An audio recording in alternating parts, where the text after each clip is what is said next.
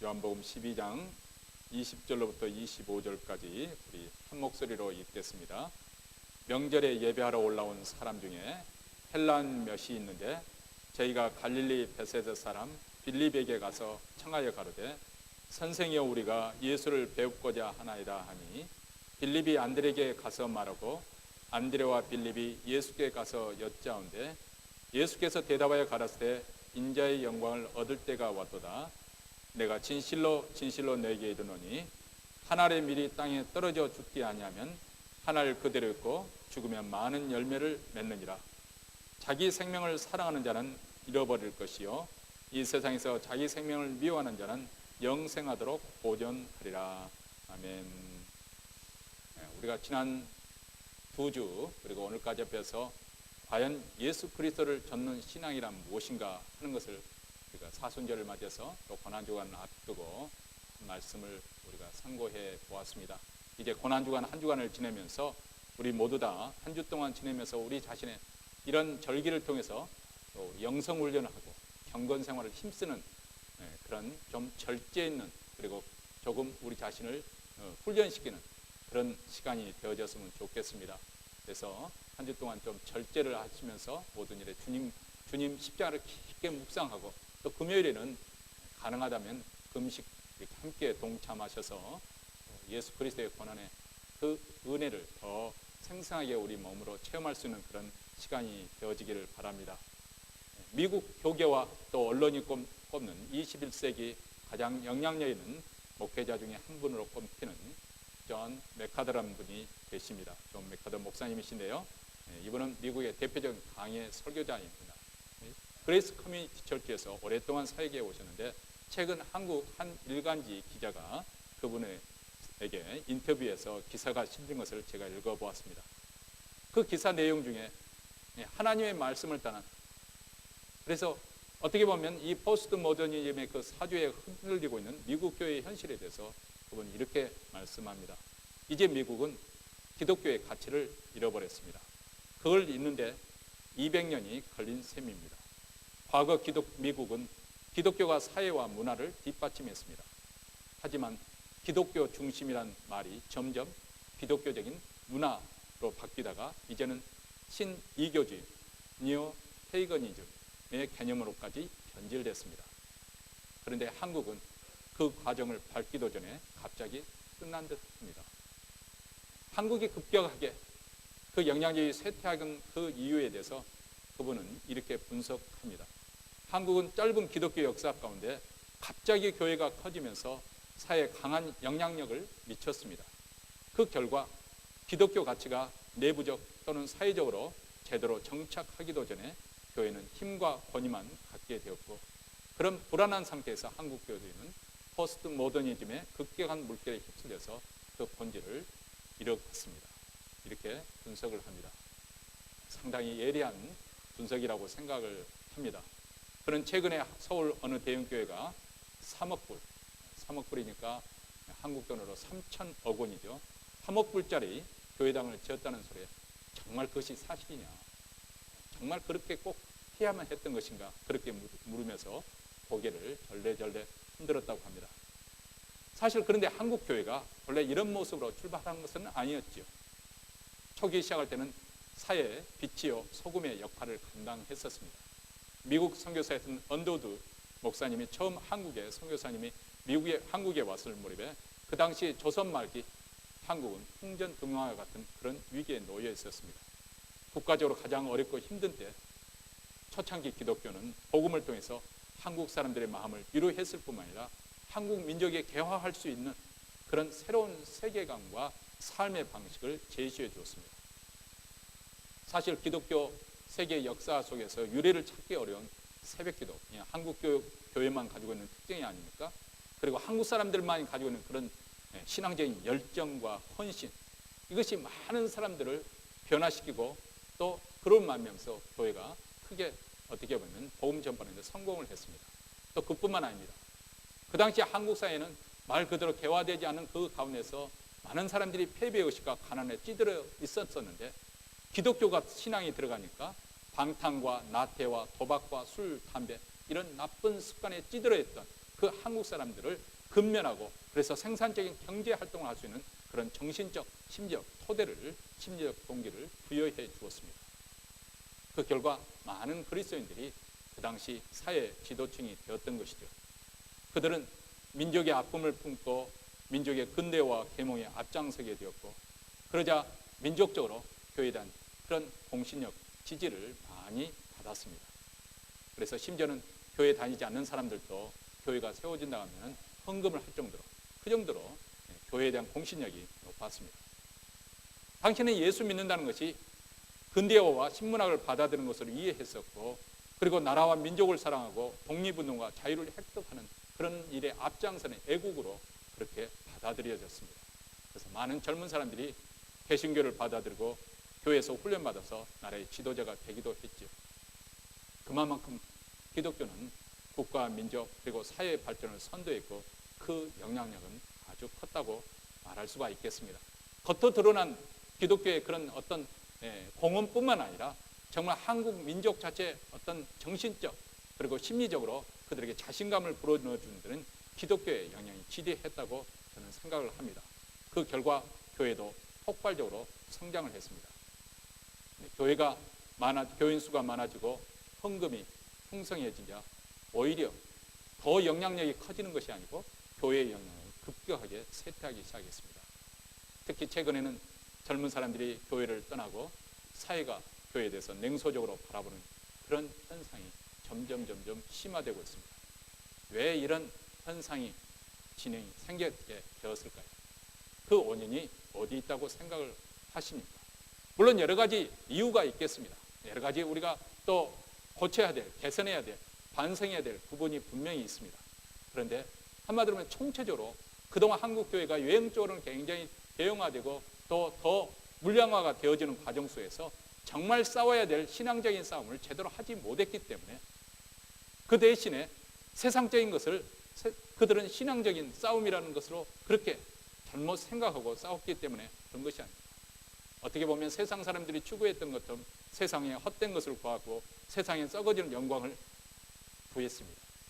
가령 미국 교회가 성장기에 있을 때 아메리칸 드림을 교회가 약속했듯이 한국 교회도 경제 개발이 이루어지는 시기에 코리안 드림을 제시했습니다. 그것은 바로 예수 믿으면 3중으로 5중으로 축복을 받는다는 것입니다. 물론 그때는 힘들고 가난한 삶이기 때문에 그렇게 비관적으로 살아갔던 한국 사람들의 어떤 정신적인 그런 활력을 불어넣어주는 그런 적극적인 사고방식이 필요하실 수도 있습니다. 예수를 잘 믿으면 물질의 축복을 받고 건강의 축복을 받고 범사에 형통하는 축복을 받는 그런 것이 그 한국 사람들에게 자신감을 불어넣고 또 열심을 불어넣는데 일조를 하는 것 부분도 있었을 것입니다. 그래서 이것을 강조하는 교회는 사람들이 구름대처럼 모였고 그래서 수십만 명의 정말 맘모스 교회가 탄생하게 되었고 또 모든 한국 교회가 그 방향으로 함께 너도 나도 그렇게 개혁교회가 되고자 그런 시대 정신에 따라서 그렇게 타협하고 말았습니다. 그런데 문제는 그 후에 어느 정도 한국 사람들의 먹는 문제가 해결이 되어지고 민주화가 정착되기 시작하면서 교회들이 썰물처럼 빠져나가기 시작한 거죠. 만약 기독교가 물질적으로 부유하게 살고 그리고 건강하게 살고 그리고 범사에 행통하는 그런 행복만을 말한다고 한다면 더 이상 예수를 믿을 필요가 없는 거죠. 이미 그들은 충분히 부유해졌고 건강을 위해서 나름대로 열심히 노력하고 있기 때문에 그렇습니다. 그래서 1990년 이후부터 한국교회는 침체기에 빠졌습니다. 사람들의 관심이 종교에서로부터 인터넷으로, 텔레비전으로, 스포츠로, 오락산으로 옮겨갔던 것이죠. 시대가 이렇게 달라졌음에도 불구하고 어떻게 보면 우리 한국 개신교는 정신을 차리지 못했던 건 사실입니다. 계속해서 교회가 성장하는 그 성장 신드롬에 빠져서 교회당을 맘멋으로 크게 짓고 그 교회당을 지은 사람들은 그것이 또 부족해가지고 또 수양관을 건축하는데 돈을 쏟아부었습니다. 그리고 외형적인 그런 화려함에 도취해서 많은 목회자 후보생들도 많아져서 수많은 신학기도 생기고 그래서 무자격 목회자들도 양산을 했습니다. 이 모든 것이 바로 도끼로 자기 발등을 찍는 그런 셈이 되고 말았습니다. 다시 말하면 한국 교회가 매주 이렇게 예배를 드리고 말씀을 듣지만 진지하게 하나님의 말씀을 우리는 경청하지 않고 아니 어떻게 보면 강단에서 하나님 말씀을 있는 그대로 전파하지 않고 어떻게 보면 현실적인 그런 기복적인 그런 복음을 유사복음을 전파했기 때문에 심지어는 성도들이 착각하는 게 뭐냐면 세상의 명예와 세상의 박수, 세상에는 물질, 재물, 세상의 영광을 구하는 것조차도 내가 그것을 위해서 기도했기 때문에 내가 신앙생활을 잘 하고 있다고, 신앙적인 싸움을 하고 있다고 그런 착각을 하게 만들었던 것이죠. 이렇게 오래 잘못된 그런 착각을 하게 된 가장 근본적인 이유는 우리를 스스로 속이는 그런 이유는 우리가 더 많이 소유하게 되고 우리가 더 다른 사람보다 높이 올라가고 앞서가면 그만큼 하나님께 영광 돌릴 수 있다는 이런 기복적인 그리고 잘못된 그 영광의 복음이 그 잘못된 가르침에 전제가 되어 있기 때문에 그렇지 않았을까 생각합니다. 여러분, 이런 공리적인 태도로 어떤 유익을 바라고 예수 믿으면 이렇게 될 것이다 저렇게 될 것이다 이런 공리적인 신앙생활, 정말 주님께서 주시는 그 복음에 감사해서 자발적으로 신앙생활하는 것이 아니라 세상적인 어떤 목적을 위해서 그것을 위해서 예수를 믿게 되는 이 공리적인 신앙생활이 바로 한국 교회를 멍들게 하고 병들게 하는 가장 중요한 원인입니다. 이것은 구약시대 이미 이스라엘 백성들이 실패했던 신앙의 내용이 동일한 내용입니다. 그들은 이스라엘 땅에 들어갔을 때, 가나안 땅에 들어갔을 때 지금까지 유목생활을 하던 그들이 이제 농경사의 사이에 정착을 하게 되니까 우선 농경사에 가장 필요한 것이 비바람이지 않습니까? 그래서 그들은 하나님께서 그렇게 엄히 경고했음에도 불구하고 바알을 섬기기 시작했습니다. 바알은 왜냐하면 비바람을 몰고 오는 신, 그 가나안 족속이 섬기는 그 바알을 섬기기 시작했습니다. 한편으로는 여호와 신을 섬기면서 또 다른 한편으로 바알과 아세라를 섬기기 시작하는 이유가 무엇이냐? 한마디로 표현하면 부자가 되고 싶어서 그런 것이죠. 부자가 되고 싶어서. 그래서 그들은 여호와 하나님 믿는 신앙에서 떠나버리고 결국은 나라마저도 빼앗기는 패망의 길로 갔던 것이죠. 여러분, 이런 공리적인 목적으로 하나님께서 우리를 주신 이 구원의 감격, 영적인 그런 축복, 하나님 나라를 유업되는 이런 감격에 의해서 신앙생활을 자발적으로 한 것이 아니라 여전히 세상 것에 집착해가지고 미련 때문에 그것을 추구하려고 예수를 믿는 이런 공리적인 신앙생활은 결코 우리에게 선한 열매를 맺지 못하게 하고 오히려 육체의 열매를 맺어서 오늘날 한국교회처럼 부끄러움, 수치에 처하게 된 것입니다. 그래서 믿음의 선한 싸움이 아니라 세상 것을 얻고자 하나님을 이용하는 것이기 때문입니다. 오늘 말씀에 보면 어떻게 보면 우리에게 조금 우리가 지난 3주 동안 부담이 되고 도전이 되는 그런 말씀을 드렸습니다. 어떻게 보면 어떻게 이것이 현실적으로 가능한 것인가 참 의아할 정도로 우리가 그 말씀을 그대로 문자 그대로 받아들이기는 참 부담스러운 그런 도전의 말씀이 우리에게 주어지고 있습니다. 오늘 본문에도 보면 제자들에게 아주 중요한 영적인 원리를 말씀을 해주고 있죠. 그것도 파라독스로 정말 한 번 들으면 결코 잊어버리지 않을 수 있는 그런 역설적인 표현을 통해서 어떻게 하면 우리가 많은 열매를 맺는 것인가? 그것은 하나의 밀이 땅에 떨어져 죽어야 된다는 그런 메시지를 주님께서 주고 있습니다. 바로 이 가르침이 기독교 정신의 핵심이 있다고 생각지 않으십니까? 예루살렘 성에 예수님께서 드디어 나귀 새끼를 타고 겸손하게 입성하시는 그 예수님을 유대인들은 대대적으로 환영을 했습니다. 열광적으로 환영을 했습니다. 드디어 소문에서 소문으로 그렇게 들었던 예수님이 이제 역사 무대의 한 중앙에 세상 무대에 등장한 것이죠. 아마 그동안 들어왔던 그리고 보여줬던 그 예수님의 신적인 능력만 발휘된다고 한다면 로마 제국으로부터 이스라엘은 당장이라도 해방이 될 것처럼 그렇게 생각이 되었습니다. 솔로몬과 다윗의 시대처럼 그런 부강한 나라가 될 거라는 그런 기대감이 아주 팽배했습니다. 오늘이라도 하늘에서 불덩어리가 떨어지거나 모세처럼 바다가 갈라지는 그런 이적과 기적이 일으키만 된다면 그런 일이 금방 이루어질 줄 알았겠죠. 이런 분위기, 그런 열광적인 분위기 속에서 일단의 헬라인들이 예수님을 보기 원했습니다. 예수님을 만나기 전에 먼저 빌립을 찾습니다. 그 이유는 아마 예수님이 너무 많은 사람들에게 에워싸였으니까 도저히 뚫고 들어가는데 또 여의치 않았을 수도 있겠습니다. 모든 사람이 예수님을 만나기 나오고 있다니까 다 감당할 수 없으니까 아마 제자들이 제지를 하지 않았을까, 질서를 잡았겠죠. 그러니까 이런 분위기가 되어지니까 아마 누구보다도 가장 열광적인 그런 마음을 가졌던 사람들이 제자들이 아니었을까, 얼마나 신바람이 났을까 생각을 해봅니다. 이 사람 저 사람들이 예수님을 만나고자 찾아오고 청탁을 하는데 가만히 있어도 어깨에 힘이 들어가지 않는 그런 상황입니다. 들어가는 상황입니다. 네, 헬라인들이 빌립에게 21절 선생이여 우리가 예수를 배우고자 하나이다 이렇게 청하죠.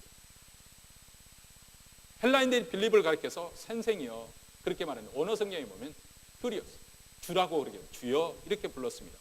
이 큐리오스란 말은 우리가 잘 아다시피 이제는 지금 주 예수 그리스도 그래서 고유명사화 되어 있지만은 이 주란 말은 아주 그 당시 극존칭 아주 높여서 부르는 그런 용어입니다. 호칭입니다. 지금 빌립을 주여 하고 불렀다 정도라 한다면 예수님에 대해서 그들이 어떤 태도, 어떤 생각을 가지고 있는가 우리는 능히 더 이상 설명할 필요 없이 다 추론할 수가 있겠습니다. 정말 이 큰 무리가 예수님을 메시아로 환영하고 뒤따르고는 봤을 때 그들의 눈에는 예수님과 제자들이 대단한 사람들로 보였을 것입니다. 네, 요한복음을 기록한 제자 요한은 한마디 날카롭게 그 빌립에 대해서 묘사하는 그 수식어를 날카롭게 첨가하는 것을 놓치지 않았습니다. 21절을 한번 보겠습니다. 저희가 갈릴리 벳세다 사람 빌립에 가서 청하여 가로되 선생이여 우리가 예수를 배우고자 하나이다. 이 빌립이라는 인물을 수식하는 데 있어서 여기 보면 갈릴리 벳세다 사람이라고 일부러 그렇게 수식어를 넣습니다. 뭐 그렇게 넣을 수도 있죠. 근데 사실 요한복음을 읽는 사람에는 이미 1장 44절에 빌립이 갈릴리 베스다 출신이라는 것을 이미 밝혔기 때문에 그리고 빌립이라는 사람이 바로 베드로의 베드로의 동생이 아니고 이미 서론에 등장했기 때문에 새삼스럽게 이것을 밝힐 이유가 없습니다. 그러면 제자 요한이 빌립의 앞에서 갈릴리 벳사람 사람이라는 이유가 무엇인가? 우리는 사실 이미 지리적으로나 문화적으로나 시대적으로 2000년 전 사람 그 격에 있기 때문에 그것이 그대로 오는 뉘앙스를 우리가 받아들일 수 없습니다. 그런데 요즘식으로 표현하면 한마디로 말해서 촌놈이라 그 말입니다. 촌놈. 유대 사람들로 봤을 때는 한마디로 의심적인 촌놈. 그 갈릴리 지방은 이방인들과 교통이 심해서 정통 유대교의 헌신한 사람들 중에서는 조금 의심적인 그것도 시골 골짜기에 나온 그런 촌놈이다 그 말이죠. 왜 사도 요한이 그런 말을 의도적으로 붙였을까요? 지금 사도 요한이 빌립이 주라고 지금 불림을 받고 있는데 그럴 만한 신분이 전혀 아니었다는 것을 못 박아서 지금 이야기하고 있는 거 아니겠습니까? 빌립은 갈릴리 어부에 불과한 사람입니다. 근데 헬라 사람들에 의해서 주라고 그렇게 불리움을 받고 있습니다. 지금 요한은 빌립이 그런 대접을 받는 것에 대해서 시기 질투를 하고 있는 것은 아닙니다. 제자 요한이 이 요한복음서를 기록한 것은 예수님의 십자가의 죽음과 부활과 그리고 하늘로 승천하시고 꽤 시간이 지난 후에 아니 한참 지난데 수십 년이 지난다. 그것도 마태복음, 마가복음, 누가복음이 다 기록된 다음에 사도 요한도 이제 자기 죽을 날이 얼마 남지 않은 어떻게 보면 모든 12 제자들은 다 세상을 떠나고 자기 자신은 얼마 남지 않은 그런 상황 속에서 이제는 흥분과 감격과 열정으로 들때던 지난 날을 아주 냉철하게 반성하면서 지금 평가를 해보는 그런 시점에서 요한복음을 썼습니다. 그리고 이 글을 쓰고 있는 사도 요한은 이제 인정을 합니다. 그때 우리 제자들 모두 대단한 착각 속에 있었다는 것입니다. 사람들이 주여 하고 부르면서 가까이 다가오니까 마치 자기들의 신분이 상승된 것처럼 그런 느낌을 갖게 되었습니다. 그래서 대단한 사람인 것처럼 모두들 착각했다는 것이죠. 제자들은 예수님을 따라다니는 그 보람을 가장 만끽하고 있었습니다. 온 천하가 자기들 선하기에 들어올 것만 같았습니다. 드디어 우리가 예수님과 함께 세상을 다스릴 그런 영광을 차지할 때가 왔구나. 얼마나 흥분되고 얼마나 감격되겠어요. 이럴 때는 식사를 건너뛰어도 밤에 잠을 자지 않아도 배고픈지도 모르고 피곤한지도 모를 것입니다. 이런 벅찬 가슴을 안고 빌립이 안디와 함께 예수님께 헬라인들을 보고자 그렇게 청한다고 이렇게 보고한 것이죠. 이런 그들에게 예수께서는 그들의 기대감을 충족시켜도 남을 만한 그런 말씀을 먼저 하십니다. 23절에 예수께서 대답하여 가라사대 인자의 영광을 얻을 때가 왔도다 이렇게 말합니다. 인자가 영광을 얻을 때가 왔다. 예수님은 제자들이 그 영광을 기대하고 있는 것을 잘 알고 계십니다. 헬라인도 그 영광을 보기를 원한다는 것을 알고 계십니다. 왜 그들이 자기를 찾아왔는지, 제자들이 열광하는 사람들을 위해서 무슨 충동을 지금 받고 있는지 우리 주님은 잘 알고 계십니다. 그들 모두 예수님의 영광을 기대하고 있습니다. 그들은 예수님을 과연 어떤 분으로 기대했던 것일까요? 그들의 꿈과 야망과 계획을 성취해 줄 수 있는 그런 분으로, 자기들의 출세의 사닥다리가 되어줄 수 있는 그런 분으로, 그리고 그런 능력을 능히 가지고 있는 분이라고, 하나님의 아들이라고 그렇게 그들은 생각했습니다. 그래서 온갖 고생을 겪으면서 따라다니는 게 이제 드디어 때가 온 것입니다. 우리 주님께서는 이어서 아주 충격적인 말씀을 하십니다. 예수님이 받으실 진정한 영광이 무엇인가? 그 내용에 대해서 이렇게 말씀하시는 것이죠. 24절입니다. 우리 한 목소리를 같이 읽겠습니다. 내가 진실로 너에게 이르노니 한 알의 밀이 땅에 떨어져 죽지 아니하면 한 알 그대로 있고 죽으면 많은 열매를 맺는다. 이것이 예수님이 받으실 영광이라는 것입니다. 이것은 헬라인들이 구하는 것들이 아니고 제자들이 기대했던 그 영광이 아닙니다. 그들은 세계를 지배하는 그 영광을 원했는데 예수님은 땅에 떨어져서 죽는 그 미랄이 되는 것이 자신의 영광이라고 지금 말씀하고 있는 것이죠. 사도 바울은 예수님을 가리켜서 이렇게 빌립보서에서 말씀합니다. 그분은 본래 영원 전부터 하나님의 영광 가운데 존재하시는 성자 하나님이셨다. 빌립보서 2장 6절로부터 8절 말씀입니다.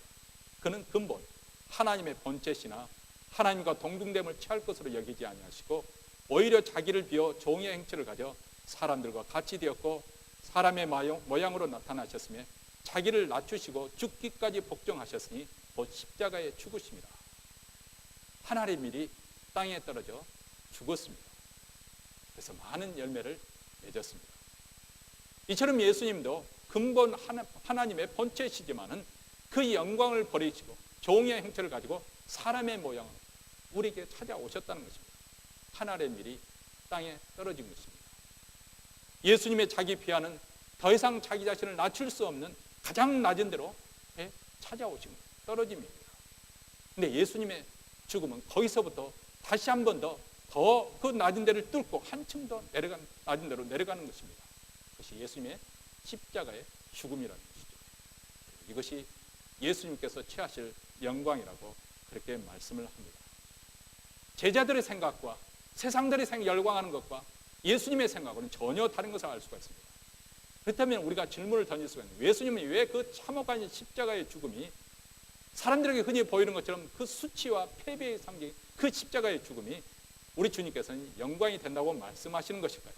우리 주님께서는 내가 아버지를 영화롭게 할 때가 왔다, 내가 영광을 받을 때가 왔다, 예수님께서 그렇게 말씀하신 그 때라고 하는 것은 바로 예수님이 십자가에 매달려 죽으실 때를 말하는 것이고, 예수님께서 하나님을 영화롭게 하는 그 방법에 있어서 바로 자기 자신 십자가에 매달려 죽으시는 것이 바로 하나님을 영화롭게 하는 것이다. 왜 예수님께서는 그렇게 계속해서 그것이 영광이 된다고 말씀하시는 것일까? 왜 한 알의 밀이 땅에 떨어져 죽어야만 하는 것일까요? 여러분, 우리가 잘 아는 것처럼 밀알이라고 하는 것은 겉으로 어떤 화려함 때문에 위대한 것이 아닙니다. 아주 평범하고 아주 소박한 그 밀알이지만 그 안에 생명이 있기 때문에 위대한 것이죠. 단순히 하나의 밀알에 불과하지만 그 안에는 우리 눈으로 볼 수 없는 생명이 들어있습니다. 그 밀을 빻아서 그것을 빵으로 만들어 먹을 수도 있지만은, 그런데 그 밀알이 땅에 들어가 죽으면 거기서 놀랍게도 또 다른 생명이 태어난다는 많은 결실을 맺게 됩니다. 죽은 줄 알았는데 거기서 싹이 나오고, 그래서 열매를 맺어서 많은 밀알을 재생산하는 것이죠. 이렇게 한 알의 밀알이 땅에 떨어져 죽는다는 것은 예수님께서 십자가에 못 박혀 죽으신다는 것이죠. 그리고 많은 열매를, 떨어져 죽은 그 밀알이 많은 열매를 맺는다는 것은 바로 예수님의 십자가의 죽으심을 통해서 수많은 사람들이 죄사함을 받고 그리고 구원을 받아서 영생을 얻는, 하나님 앞에 영원히 사는 그런 놀라운 축복을 받을 것을 지금 상징적으로 말씀하고 있는 것이죠. 예수님의 십자가의 죽음은 온 인류에게 생명과 부활의 복을 받게 하는 놀라운 축복의 통로가 된 것이죠. 이것이 바로 땅에 떨어져 죽은 많은 열매를 맺는 영적인 법칙입니다. 우리는 이 영적인 법칙을 놓치지 말고 우리 신앙생활에 적용을 해야 됩니다. 왜냐하면 우리는 이 세상에 살고 있지만 이 세상의 속에서 이 세상 사람들이 살아가는 그 철학과 삶의 방식으로 살아가는 사람들이 아니기 때문에 그렇습니다.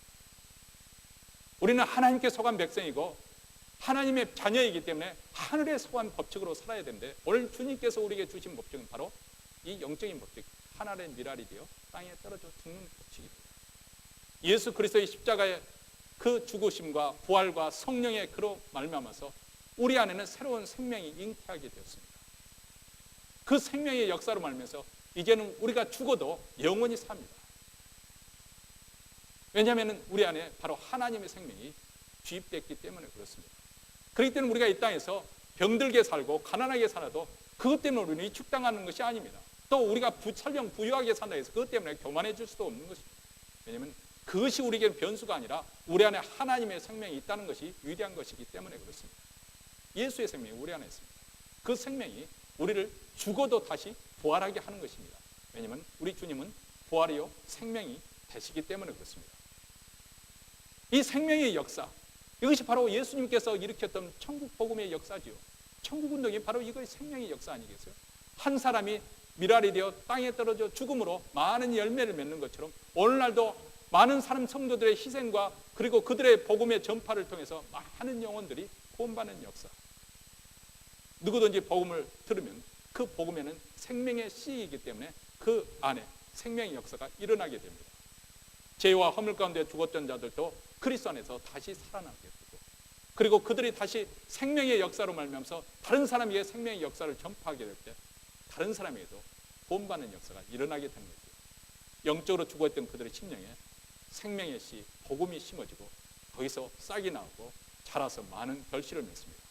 이것이 바로 하나님께서 창세기부터 요한계시까지 계속 진행하셨던 구원의 계획이고, 또 예수 그리스도께서 이 땅에 오신 목적이기도 하고 예수님께서 하셨던 천국 운동이기도 합니다.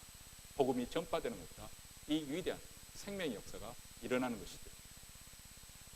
이 십자가의 비밀을 알게 되면 예수님께서 제자들이 주신 아주 중요하고 역설적인 그 진리의 말씀을 우리도 놓치지 않고 붙들게 되는 것이죠. 그것이 25절 말씀입니다. 자기 생명을 사랑하는 자는 잃어버릴 것이요 이 세상에서 자기 생명을 미워하는 자는 영생하도록 보존하리라. 이렇게 말씀합니다. 여러분, 우리는 이 세상에 참 좋아하는 것도 많고 사랑하는 것도 많습니다. 우선 이 세상에 좋아하는 것 꼽으라면 가장 먼저 생각나는 게 아마 가족일 것입니다. 특별히 자식일 것입니다. 어떻게 보면 자식이 자기 생명보다 더 소중하기도 합니다. 또 이 세상에 우리가 필요한 것들, 재물, 아니면 명예, 인기, 이 세상에 살면서 많은 것들이 우리는 필요합니다. 근데 그 모든 것을 왜 사랑하느냐? 결국은 그것이 연결이 어디 있느냐? 어디서부터 출발하면 자기 생명을 사랑하는 데서 오는 것이죠. 그렇잖아요? 자기가 목숨을 잃어버리면 이 모든 것은 다 아무 쓸모없는 거예요. 아무 의미가 없는 거예요. 내가 살아있기 때문에 돈이 필요한 것이고, 내가 살아있기 때문에 자식이 잘 되는 것이 기쁜 것이고, 내가 살아있기 때문에 내 가족이 행복해야 되는 것이고, 내가 살아있기 때문에 건강해야 되는 것이지, 내가 만약에 죽어버린다고 한다면 그 모든 것은 아무 쓸모가 없는 것이죠.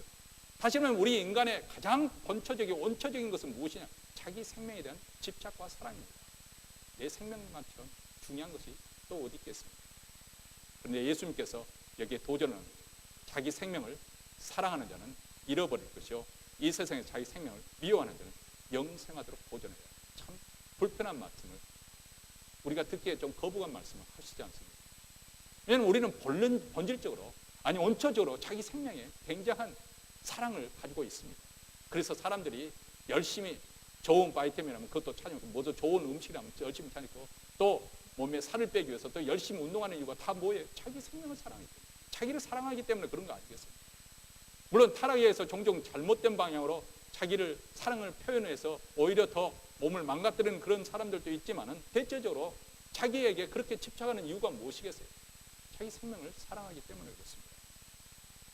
자기만을 아름답게 치장하고 또 가장 부유하게 살고 싶어하고 안락하게 편하게 살고 싶어합니다. 자기를 사랑하기 때문에 그런 현상이 저절로 이루어지는 것이죠. 사실 이것이 사람들이 구하는 것, 이것 외에 뭐가 더 있겠습니까? 이것이 전부입니다. 예수님께서 우리에게 말씀합니다. 이 방향으로 계속 나아가면 우리는 필경은 멸망할 수밖에 없다는 것입니다. 멸망할 수밖에 없다는 것입니다. 이 세상 것을 추구하면서 자기 힘을 의지하고 나아가면 필경은 멸망하게 되었다, 패망하게 되었다는 것입니다. 모든 것을 다 잊게 되었다는 것입니다. 우리가 아무리 이렇게 치장을 해도 그래도 시간이 지나면 늙을 수밖에 없고 병약에 질 수밖에 없고 죽음을 맞이할 수밖에 없습니다. 오래전에 봤던 제가 잡지에서 사진을 봤는데 정면 사진은 아주 한 40, 50대 되는 아주 아름다운 곱상하게 나이 들어가는 그런 중년 여성이었습니다. 아주 피부도 얼굴도 팽팽하고 아주 그렇게 주름살도 없는 거예요. 그러고 난 다음 뒤에 사진 기자가 딱 진면을 찍었는데 등이 굽고 다리가 구부러진 영락없는 노인 그 모습 그거였어요. 성형수술을 해가지고 앞면에 봤을 때는 아주 젊게 보이는데 뒷면을 보니까 그것을 감출 수가 없는 거죠. 아무리 고쳐도 어쩔 수 없는 거예요. 때가 되면은 우리는 한 걸음 한 걸음씩 죽음으로 나아갈 수밖에 없습니다. 이것이 바로 세상 진행되고 있는 일이라는 거예요. 그렇기 때문에 예수님께서 우리에게 말씀하시는 거예요. 그 길로 계속 너희들의 생명을 살아서 나아가면은 거기서 얻어지는 선한 것은 아무것도 없다는 것입니다. 결국 너희들이 얻은 것은 멸망밖에 없다는 것입니다. 왜 하나님께서 우리에게 내 목숨을 다하고 뜻을 다하고 전신전혀가 하나님을 사랑하라고 하시는 것인가? 우리 하나님이 욕심이 많으신 것인가? 왜냐하면 그것이 바로 우리가 영원히 살 수 있는 방법이고 우리가 행복해 줄 수 있는 방법이기 때문에 그렇습니다. 이 세상은 많은 것을 우리에게 약속해 주는 것 같고 내가 조금만 손을 뻗어서 열심히 노력하면 붙잡을 수 있는 것 같지만은 결코 그런 방식으로 행복은 오지 않고 그런 방식으로 우리가 영원히 살 수 없다는 것입니다. 여러분, 이미 우리 이전에 살았던 조상들이 그것을 다 말해주고 있잖아요. 세상 영화는 덧없다고 다 말해주고 있지 않습니까? 저도 벌써 이곳에 왔는데 제가 늙은 늑다리 총각으로 왔는데 벌써 50 중반을 달려가고 있습니다. 50 중반. 세월이 그렇게 흘러가는 거예요. 덧없이 흘러가는 거예요. 올 들어서 또 장례식을 오죽이나 많이 치렀습니까? 어떻게 약속이나 한 듯이 혼자 가기는 힘이 우리 다 함께 가자. 네. 그동안 조금 많이들 기다렸던 것 같아요. 아마 성도들이 세게 기도하니까 아마 그냥 지금까지 잘 버텨오시다가 이제 더 이상 때가 되니까 더 이상 천국에 가는 것도 지체할 수 없어서 그냥 한꺼번에 올해는 많이 가신 것 같습니다. 이 세상에서는 아무리 우리가 쌓고 쌓아도 그것이 우리를 안녕을 보장해 주는 것은 아닙니다. 그렇다고 해서 제가 뭐 일하지 말라고 뭐 교회에서만 살아야 된다 그 말씀을 드리는 거 아니에요. 거기에 여러분의 안녕과 행복의 근원으로 삼아서는 안 된다는 거예요. 성경은 계속 우리에게 그것을 경고를 하고 있잖아요. 하나님만이 우리의 행복이 되어주시고 복의 근원이 되어주시고 생명의 근원이 되어주는 거지 그 어떤 것의 근원이 되어주고 그것이 바로 우상이고 그것은 결코 우리를 행복으로 이끌어주지 못한다는 것입니다. 그래서 하나님을 전심전력으로 사랑하지 않으면 어떤 식이 되느냐? 결국 세상 것이 우리의 우상이 되어버린다. 조금 전에 이스라엘 백성이 했던 것처럼 세상적인 것들이 슬그머니 우리 마음을 차지하게 되고 그것이 우상이 되어서 마치 그것이 우리에게 행복을 우리에게 안녕을 보장해 주는 것처럼 그렇게 자리를 차지해 버린다는 것입니다. 우리 주님은 말씀합니다. 오히려 자기 생명을 미워하는 자가 영생하도록 보존한다. 예수님께서 이렇게 아주 과격한 용어를 쓰는 이유는 무엇이냐면 이 영적인 진리가 너무나 중요하기 때문에 소홀히 여기지만 그냥 적당히 신앙생활을 하려고 생각하지 말라는 거예요. 우리 자신의 그런 세상을 향하는 그런 마음을 어느 정도까지 그런 생명에 사랑하는 것을 어느 정도까지 해야 되냐면 미워할 정도까지. 예수님을 사랑하는 것에 비하면 내 처자식을 사랑하는 거나 예수님을 사랑하는 사람, 내 직장을 사랑하는 거나 내 인생의 설계, 계획 그렇게 사랑하는 것을 비교를 한다면 마치 이것들을 미워하는 것처럼 예수님을 사랑해야 된다는 거예요. 절대 순위를 둬야 된다는 것이죠. 그렇지 않으면 우리가 영원히 살지 못한다는 것입니다.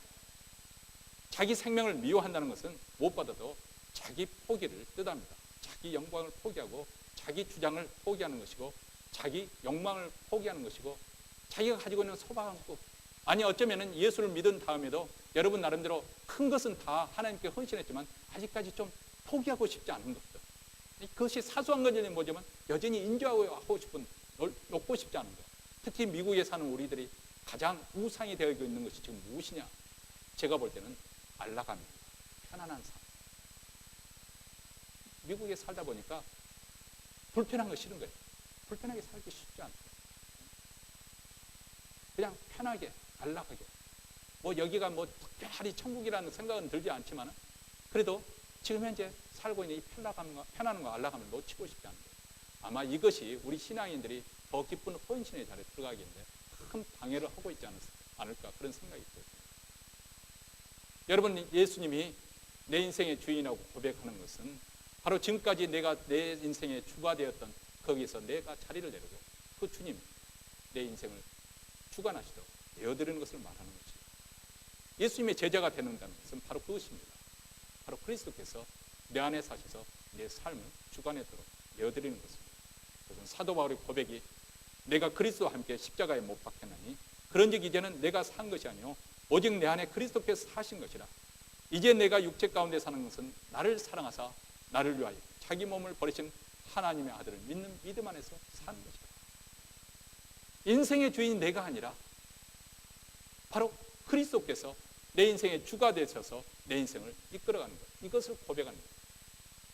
다시 말하면 지금 내게 주어진 생명도 명예도 권력도 재능도 학식도 건강도 자녀도 가정도 다 하나님의 것임을 겸손하게 고백하고 사는 것입니다. 여러분, 세상에서 가장 무서운 사람이 몇 가지가 있겠지만 자기 생명을 버리는 사람입니다. 싸움을 해도 죽기 살기로 덤비는 사람 당해낼 수가 없잖아요. 그렇죠? 우스갯소리 있잖아요. 깡패하고 소방관 싸움 누가 이기느냐? 소방관이 이기네요. 왜냐하면 물불을 가리지 않으니까. 깡패하고 눈먼 소경하고 싸우면 누가 있느냐? 소경이 이긴답니다. 왜냐하면 눈에 보이는 것이 없으니까. 이 깡패들이 일반 사람들이 깡패를 두려워하는 이유는 뭐냐면 뭐 진짜 그런 것은 아니지만은 드러내놓고 그냥 자기 몸을 자해하면서 그렇게 죽기 살기로 싸우니까 뭐 깡패가 싸움을 꼭 잘해서 그런 것이 아니라 깡패에서는 가장 중요한 게 뭐냐면 뭐겠어요? 깡이 중요한 거예요. 깡이 중요한 깡패. 진짜 깡이 좋아요. 뭐 그 사람들이 꼭 싸움을 잘해서만 진짜 깡패가 싸움 잘하는 것이 아니라 깡이 좋은 거죠. 죽기 살기로 싸우니까 세상 사람들이 두려워하는 것이죠. 기독교가 승리하는 비결은 무엇이냐? 이 영적인 법칙을 붙들고 하나의 미랄이 되어서 죽고자 할 때 기독교는 위대한 것입니다. 그래서 결국 로마 제국이 이 초기 기독교를 그렇게 핍박하다가 거기에 무릎을 꿇으니까 바로 그것입니다. 하나의 밀이 되는 그런 영적인 법칙을 그들은 붙들었기 때문에 그렇습니다. 이것이 기독교의 진정한 힘이고 이 기독교의 희생이 기독교를 기독교답게 하는 비결입니다. 어쩌면 오늘 이 시대에 사는 우리에게 왜 이렇게 감사가 없고 또 기쁨이 없고 또 자랑이 없고 승리가 없는 것인가? 어쩌면 우리가 제대로 된 신앙싸움을 싸우지도 않고 어쩌면 세상 사람들처럼 똑같은 그런 것들을 요구하고 그것을 신앙의 이름으로 기도하면서 그것을 추구하고 있기 때문에 우리에게는 승리도 기쁨도 그리고 감격도 없지 않는가 그런 생각을 해봅니다. 예수님의 참 제자는 진정한 복이 하늘의 밀이 땅에 떨어져 죽는 것에 있다고 믿는 사람들입니다. 그래서 주님의 이름을 위해서 멸시를 당할 줄도 알아야 되고요. 주님을 믿는 신앙 때문에 핍박을 당할 줄도 알아야 되는 것이고 주님을 따르기 위해서는 자기 십자가를 지고 그리고 자기를 부인하면서 쫓아갈 줄도 알아야 되는 것입니다. 이것이 하늘나라의 보물이고 복이라고 믿고 따라가는 것입니다. 이것이 우리 믿음의 선진들이 걸어갔던 것이 아니겠어요? 뭐 믿음의 선진들만 그런 것이 아니라 바로 이 교회에서도 그렇게 희생의 정신으로 십자가의 정신으로 살아온 사람들이 있었기 때문에 지금도 그렇게 섬기는 사람들이 있었기 때문에 교회가 여기까지 올 수 있었던 거 아니겠죠. 그냥 교회가 저절로 되어지는 거 아니죠. 지금까지 많은 성도들의 눈물 흘리는 기도와 또 그 이름 없는 그런 봉사와 희생을 통해서 여기까지 우리가 올 수가 있었던 것이죠. 몸을 사리지 않고 희생할 줄 알고 그렇죠. 하나의 미래에 대해서 땅에 떨어져 죽었기 때문에 그래서 많은 열매를 맺게 되는 것이죠. 이것이 십자가의 비밀이고 이 비밀을 붙잡은 사람들이 바로 하늘에 복이 약속되어 있다는 것입니다. 여러분, 우리가 예수 그리스도를 잘 믿으면 망할 것 같아도 결코 망하지 않습니다. 우리는 너무 눈에 보이는 것을 너무 중요하게 남기 때문에 눈에 보이는 것을 붙잡으려고 합니다. 그런데 그 길로 가면 성경은 우리에게 계속 말씀하고 있잖아요. 그것은 망하는 길이다. 바로 보이지 않는 하나님을 붙잡아야 되지. 그리고 하나님의 말씀에 순종하며 살아야 우리가 승리할 수 있는 것이고 우리에게 영원한 축복이 있는 것이고 또 이 세상에서도 뭐 그렇다 해서 우리 예수 믿는 사람에서 다 지길이 못 살고 가난하게 살고 병들고 그렇게 살다가 천국에 가자, 그 말이 아닙니다. 이 세상에서 형통한 삶을 살 수 있다. 요셉이 그랬지 않았습니까? 요셉의 삶을 생각을 해보시기 바랍니다. 요셉이 하나님이 주신 그 꿈을 꾼 것으로 인해서 현실이 더 갈수록 더 잘 되고 뭐 세상적으로 잘 되갔던 것이 아니고 오히려 세상적으로 봤을 때는 더 하나님이 주신 꿈으로부터 멀어졌습니다. 형들에게 미움을 받고 그래서 은 30에 팔려갔습니다. 그래서 보디발의 집에 갔는데 거기서 충성스럽게 해서 인정을 받는가 싶었는데 그 잘난 보디발 여사 때문에 그냥 모함을 받고 감옥 속에 들어갔다. 인생 가장 밑바닥까지 들어갔습니다. 그렇게 요셉이 13년 동안 썩었습니다. 그런데 어느 날 감옥 문이 딱 열리고 모세가 바로 앞에 섰을 때 그의 나이 30이었습니다. 이 30이 주는 의미가 무엇이냐? 이미 말씀드린 것처럼 30은 그 고대 문헌에 의할 것 같으면 애굽 사람들이 공식적으로 설 수 있는 나이입니다. 그동안 하나님께서 계속 요셉을 단련시키고 연단시켰다가 나이가 때가 되면 요셉을 공식적으로 그 애굽의 공직에, 그것도 바로 왕 다음간 제2인자로 세우신 것입니다. 그런데 요셉의 삶의 가장 중요한 단어는 무엇이냐면 하나님이 함께 하심으로 그가 형통하였더라. 이 말씀 반복해서 나옵니다. 그가 지금 노예로 팔려가는데 그 노예로 팔려서 하는 일이 뭐겠어요? 뼈 빠지게 일하는 거잖아요. 근데 성경에 보면은 하나님이 함께 하심으로 범사에 하나님께서 그를 형통케 하였더라. 그러고 난 다음 모함 받아서 감옥소에 들어갔는데도 거기 성경이 보면 뭐라고 말하느냐? 하나님이 함께 하심으로 그가 형통하였더라. 여러분, 우리 그리스도인의 삶의 진정한 복은 무엇이냐? 하나님이 나와 함께 하심으로 그 가운데서도 형통하는 것입니다. 그 가운데서 형통하는 것. 이게 복이에요. 하나님이 함께 하십니다. 어떤 사람에게 우리 하나님이 함께 하시는 그것을 더 나타내 주시고 그것을 확인시켜 주시는 것인가? 바로 오늘 말씀입니다. 십자가의 정신으로 사는 사람입니다. 내가 죽고자 하는 사람입니다. 내 고집과 내 아집과 내 욕심대로 사는 것이 아니라 그것을 내 자신을 복종시키면서 하나님의 말씀에 의해서 내가 살고자 하는 사람들에게 우리 주님께서 나와 함께 하신 것을 여러 가지 모양으로 나타내 보여주시고 하나님이 나와 함께 하시구나 그런 경험을 하게 해주시고 그래서 그 사람의 삶을 통해서 많은 간증이 있는 삶이 되게 하시는 줄 믿습니다. 이 복을 깨닫고 사는 자들이 되시기를 주의 이름으로 축원합니다.